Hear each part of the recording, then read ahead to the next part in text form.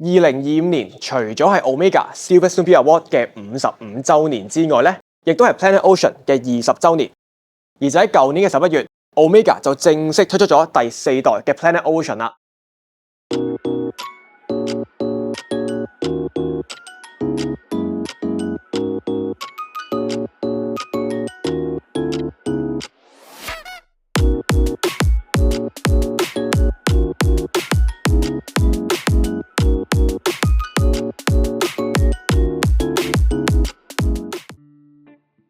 Omega 今次一口氣推出咗3個顏色，亦都有鋼帶同膠帶選擇。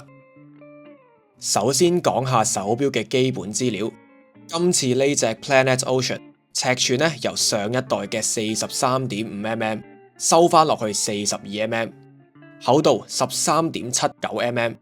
對於一隻防水600米嘅深潛嚟講，呢個 size 可以話係相當克制啊！第一次喺網上見到呢隻錶，令我最驚喜嘅一定係條錶帶，稜角分明嘅線條同近年嚟大部分 Seamaster 款式嘅設計風格有好鮮明嘅對比。3段式嘅錶帶中間嗰段咧就做咗拋光，令呢隻潛水工具錶嘅定位更加靠近一啲 luxury sports watch。21mm 嘅錶耳寬度令條錶帶受力更均勻，除咗有型之外，上手嘅感覺亦都相當唔錯。呢隻錶嘅錶扣亦都落足心思，梯形立方體嘅設計簡潔得嚟又充滿現代感，用喺呢條鋼帶上面真係一絕啦。認識我嘅朋友都知道我係非常中意一啲一體式鏈帶嘅手錶，所以今次呢隻 Planet Ocean 回歸呢個設計係令我非常之心動啊！呢隻錶用上咗喺運動錶上好常見嘅中置式錶耳，而喺錶殼到錶帶嘅過渡就做咗一個內斜嘅切面，令隻錶嘅視覺效果比起真實尺寸細咗唔少。而就算放喺我呢隻咁幼嘅手腕上面呢，我自己覺得都算係夾硬可以戴到隻錶。唔知大家覺得一隻潛水錶最緊要係啲咩呢？計我話就一定係個單向旋轉錶圈，呢個橙色拋光嘅陶瓷圈有120個 click， 轉起上嚟個阻力做得恰到好處，聲音非常清脆。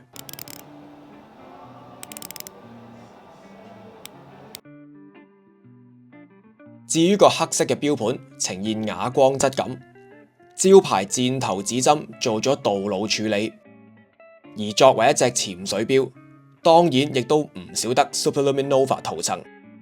3、6、9、12時錶亦都致敬翻初代嘅 Planet Ocean， 採用復古嘅鏤空數字。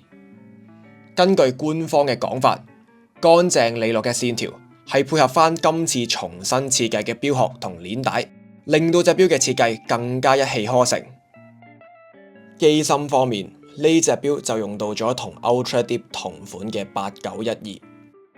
呢個 Matus 認證嘅機芯用到咗無卡度直游絲擺輪，雙發條盒為呢隻錶帶嚟60個鐘嘅 Power Reserve。擰轉隻錶就會見到呢個實心鈦金屬打造嘅底蓋，上面亦都刻上咗經典嘅海馬徽章。要講到今次呢隻第4代 Planet Ocean 最大爭議，就莫過於設計師拎走沿用咗3代嘅排氦氣閥。網上見到錶迷嘅反應都幾兩極啊！